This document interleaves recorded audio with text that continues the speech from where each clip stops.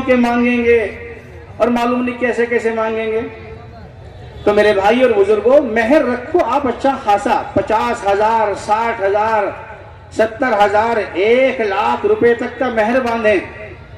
جب ہی عزت بنے گی لڑکی کی، لڑکے کو بھی 2 بول بولتے ہوئے سوچنا پڑے گا. اب تو نہیں کہیں گے 2 بول بول دوں گا میں، پتا ہے نا سارا سامان تو لڑکی کا ہے، تیرا تو کچھ خرچ ہو ہی نہیں رہا. اور جب اسے دکھے گا کہ 1,00,000 روپے مہر کے ابھی دینے پڑیں گے، تو پھر 2 بول کہاں بولے گا، 1 بول بھی نہیں بول سکتا، منڈی دبا کے رہے گا نیچے کو. اس لیے میرے بھائی اور بزرگوں، لڑکے والوں کو سر پہ تو ہم نے چڑھا رکھا ہے.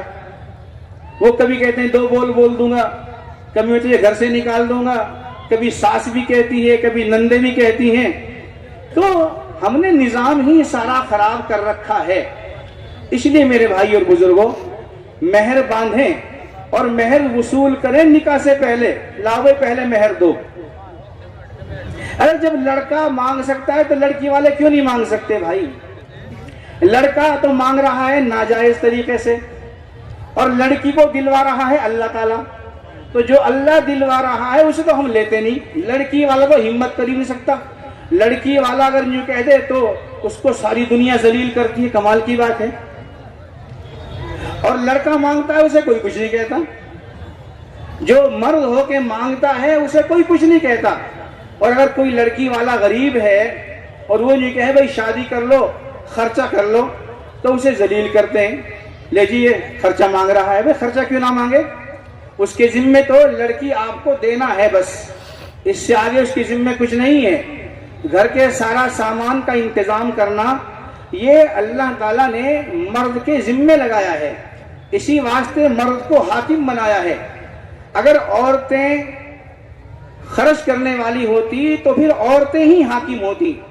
آج کے زمانے میں عورتوں کو اسی واسطے حاکم ہونا چاہیے. جب وہ اتنا سامان لے کے آ رہی ہیں تو اگر وہ کچھ بول پڑے تو ان کی غلطی کیا ہے پھر؟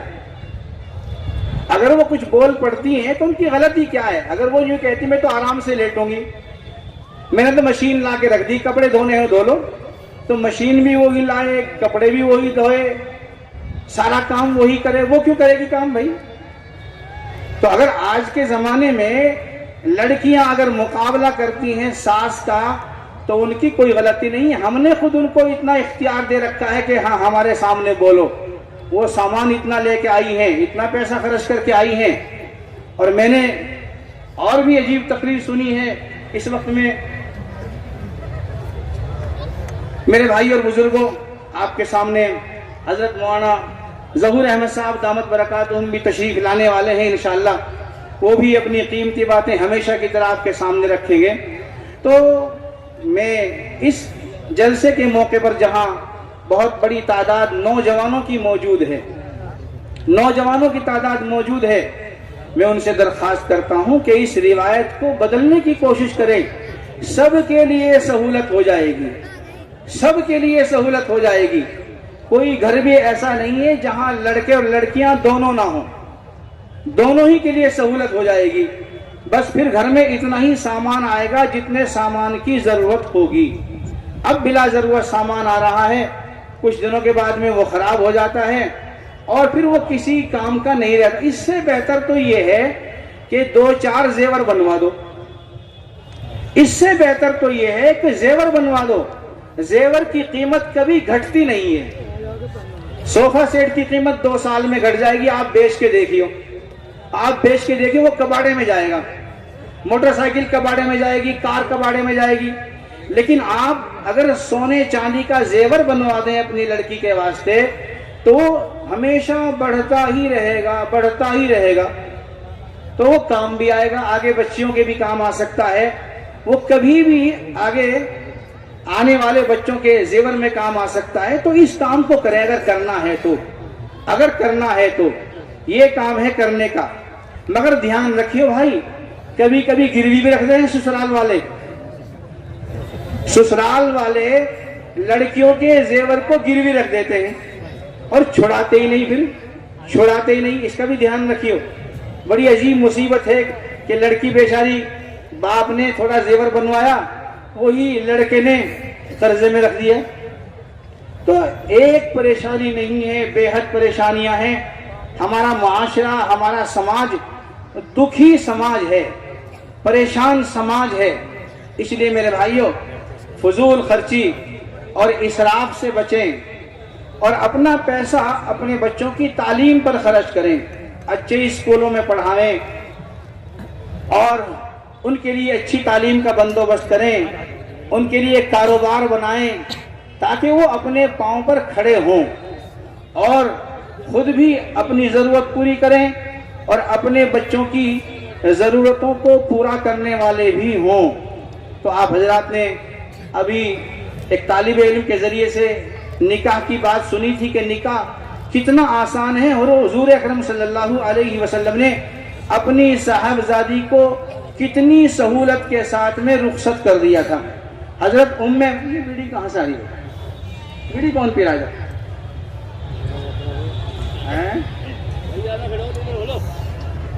حضرت ایمن رضی اللہ عنہا کے ذریعے سے حضرت فاطمہ رضی اللہ عنہا کو خود حضرت علی رضی اللہ عنہ کے گھر بھیج دیا تھا.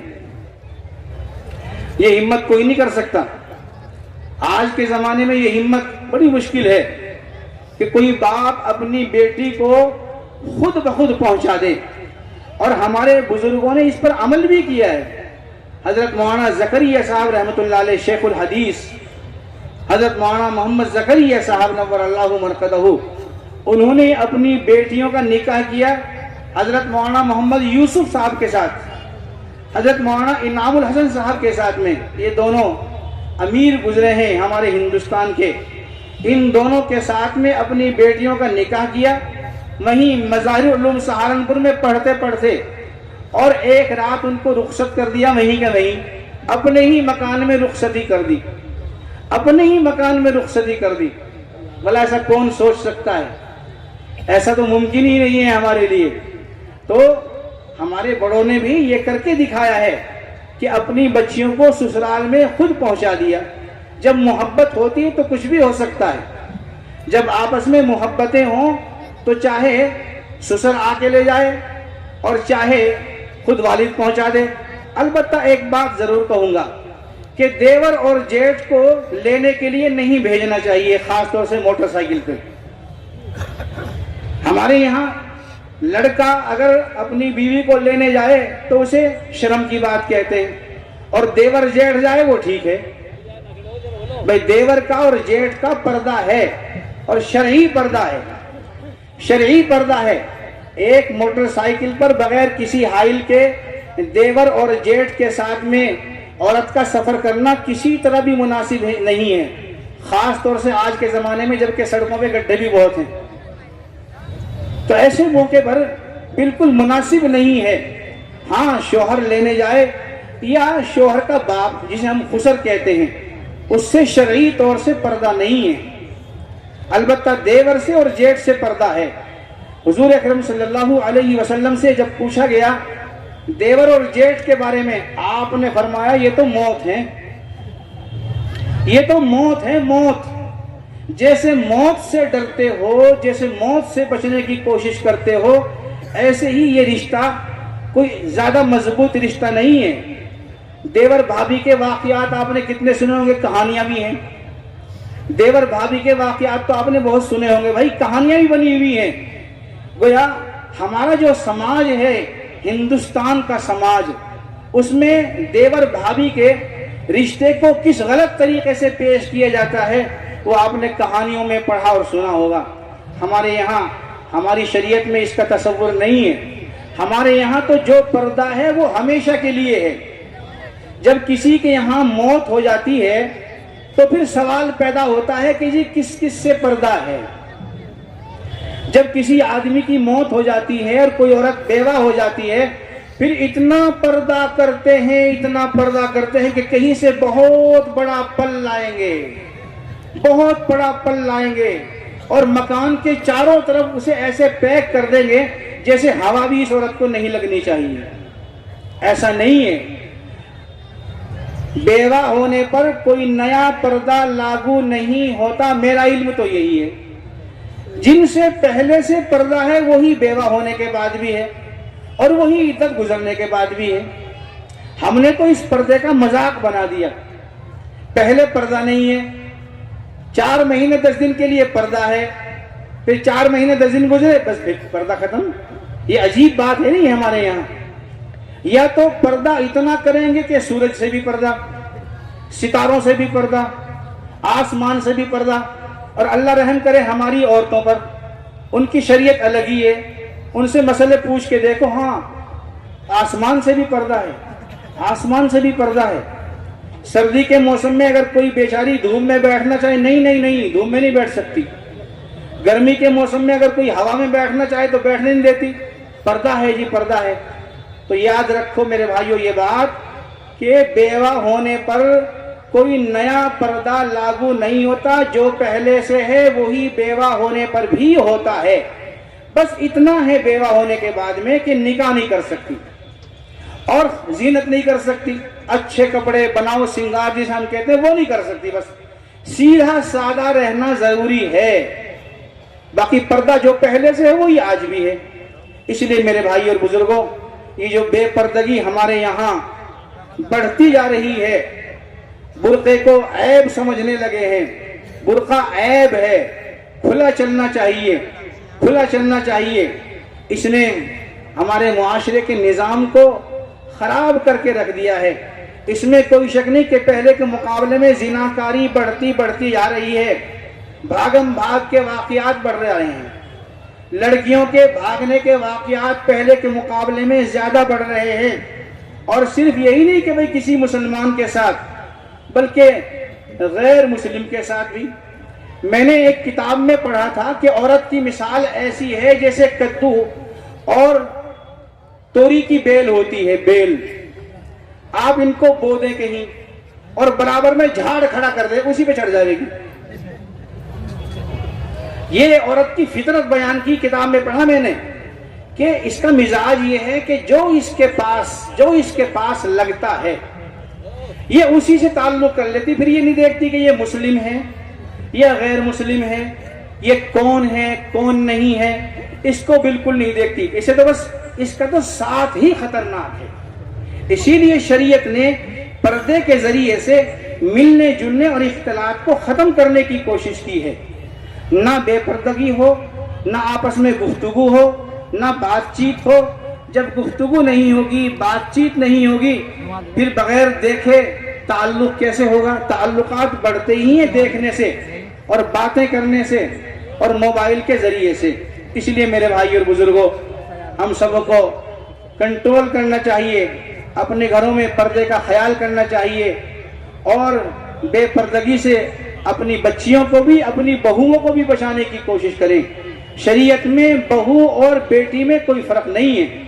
ہم نے یہاں بھی فرق کر رکھا ہے. گاؤں کی جو ہماری بیٹی ہے اس کے لیے پردہ نہیں ہے, اور جو بہو باہر سے آئی اس کا پردہ ہے. ارے اس کا تو شوہر موجود ہے اس کے پاس, اس کا تو شوہر موجود ہے اس کے پاس, وہ تو چاہے پردہ نہ بھی کرتی.